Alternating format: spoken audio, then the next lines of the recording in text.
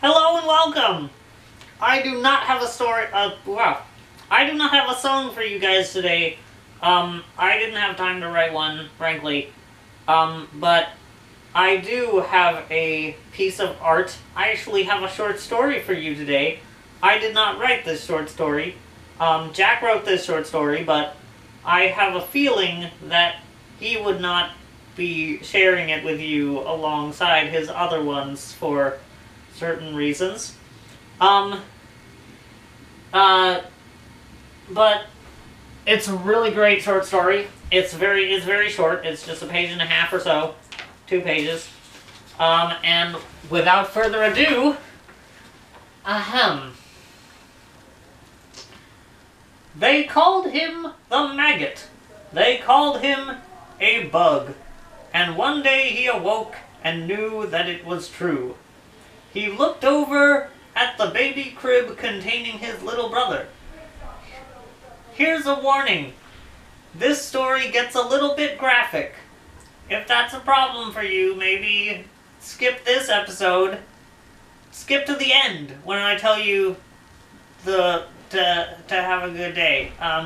Skip to that part if a little bit of graphic stuff is a problem for you. Anyway, he looked over at the baby crib containing his little brother. He could just imagine the taste of the baby's raw flesh. I would like to point out that babies is spelled incorrectly. Suddenly, he could contain himself no longer. He jumped from his bed and ran to his brother's crib. Where first? He leaned down and took a big bite of his brother's throat. The baby screamed. The maggot chewed and swallowed. The taste was wonderful. He picked up the screaming boy and took another bite. Just then, their mother walked in. At least, he thought she was his mother until he had realized that he was a maggot and she was a human. Anyway, she fainted. Another snack for later. He swallowed and took another bite. The baby stopped screaming.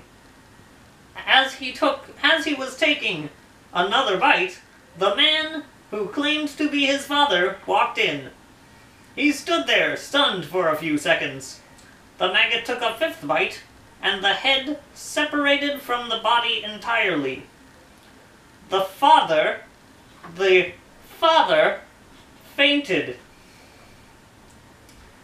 The maggot felt as if he had food to last him a week. He went to his mom and dad and took 2 bites from each of their necks. That should be sufficient, he thought. Then he lay down and took a nice nap.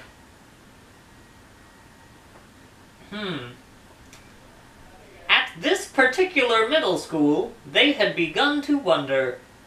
This particular boy had not shown up for a week, and the board had not been notified about the reason. They had made phone calls and sent emails.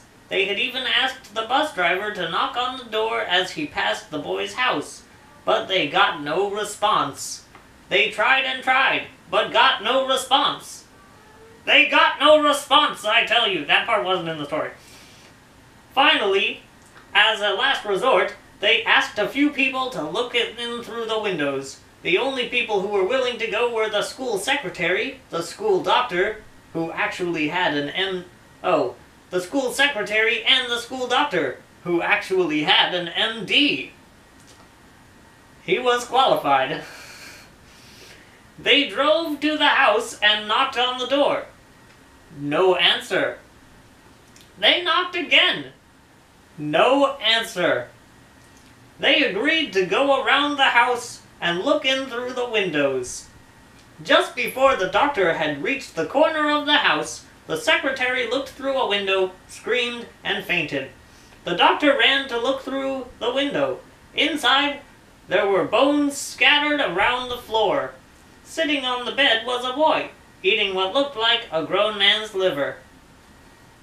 The doctor ran away, forgetting all about the secretary until he stepped on her face, breaking her nose and glasses. When the secretary awoke, she was in excruciating pain. She reached up and felt the crumpled figures of her nose and glasses. She screamed. She screamed until she felt her neck being ripped apart. That was the last thing she ever felt. Now, with one more victim, the maggot felt like a king. He had finished off the baby and was nearly done with his dad. Now, with the most recent addition to his pantry, he guessed that he had 3 or 4 more days before he would need more meat. Now, as he finished off the liver of his father, his eyelids drooped. Unfortunately, in the reproduction of this work, some of the pages were missing, and so there is a small, a short recollection of what happened in the plot. I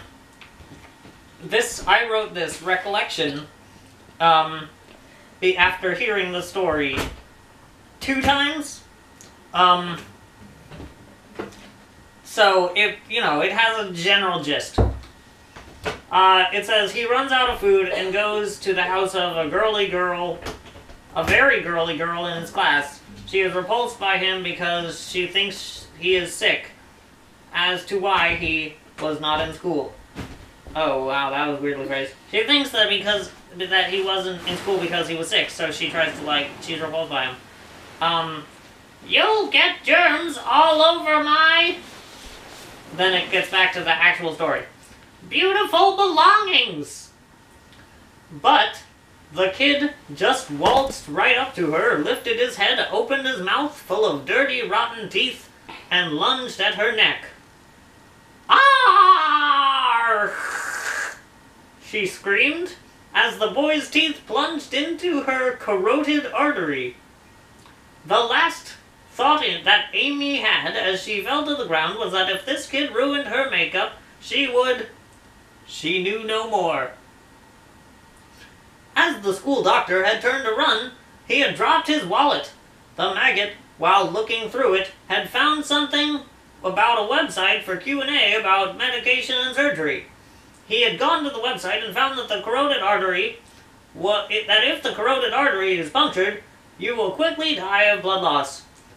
Amy had been his first test subject, and when it worked, he used it on her mother and father, as well as her cat. 2 days later, while taking a nap on Amy's bed, he had decided to eat his neighbors at their house rather than drag their corpses to his own. The police came. Again, some pages are missing. Here's my recollection of it. 15 policemen show up and walk in a single file line through the house to the room in which the maggot was residing. The first in line faints, and they all fell down dominotically, like, etc. Some policemen fell and hit Linda. Linda, this is the actual story. Linda, in turn, hit Tweetin' Tweetin' who hit Connie McLorberson, an axe-throwing Pozzo hater, just working for the police as a second way to earn some money. She hit Elmer, who hit Jeffkins, who hit a lamp, which hit Lumpy, who was blushing profusely. Lumpy hit Jojo, who hit Bion, who hit the Siamese twins named Dinky Dink and Tinkle.